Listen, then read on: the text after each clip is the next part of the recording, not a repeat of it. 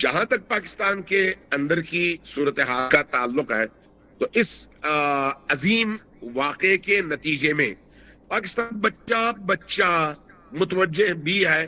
اور متحرک بھی. لہذا جب فیصلہ ہوا کہ ہم قومی سطح پر مینار پاکستان میں ایک عظیم اجتماع کے ذریعے سے اپنی قوت کا اظہار کریں، شہید رہبر سے اپنی یکجہتی کا اظہار کریں، انقلابی افکار کے حوالے سے اپنی اس سے وابستگی اور اپنے عقیدے کا اظہار کریں، اور ملی مفادات اور امت کے اتحاد کے حوالے سے استکبار کے مقابلے میں امت کی یکجہتی کے حوالے سے ہم ایک پیغام دیں کہ ہم میدان میں کھڑے ہیں. تو اس موومنٹ میں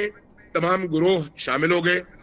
حتیٰ وہ گروہ بھی جن کا آپس میں پہلے اٹھنا بیٹھنا یا بالکل نہیں تھا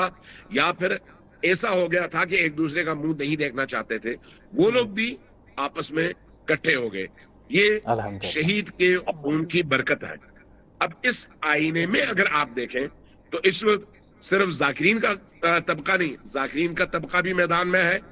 خطبہ کا طبقہ بھی میدان میں ہے،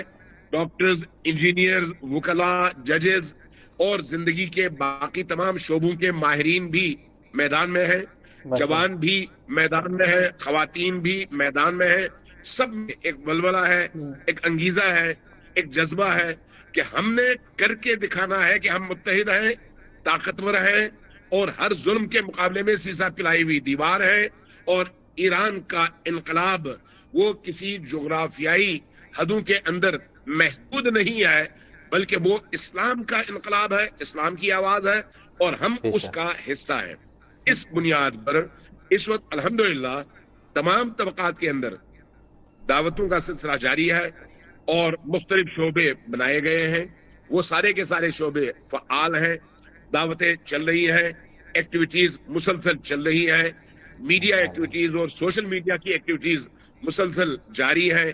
مختلف علاقوں کے دورجات جاری ہیں، مختلف علاقوں میں